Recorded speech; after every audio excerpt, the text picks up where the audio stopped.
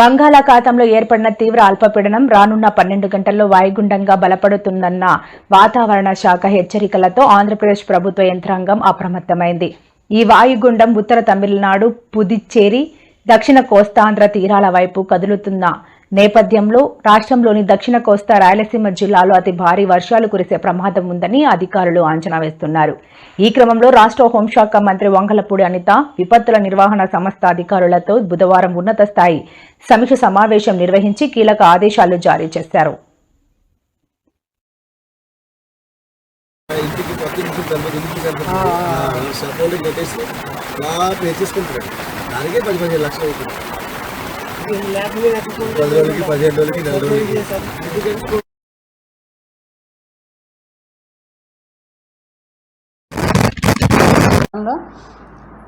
మన ఉత్తర దక్షిణ కోస్తాంధ్రకి విస్తారంగా వర్షాలు పడే అవకాశం ఉంది. రానున్న 24 గంటల్లో విస్తారంగా వర్షాలు పడతాయి.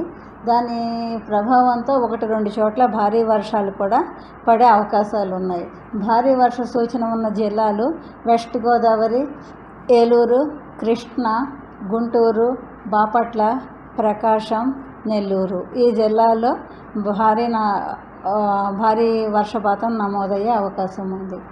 అదేవిధంగా గాలులు 35 నుండి 45 కిలోమీటర్ల వేగంతో, గస్టింగ్ టు 55 కిలోమీటర్ల వేగంతో కోస్తా వెంబడి వీచే అవకాశం ఉంది.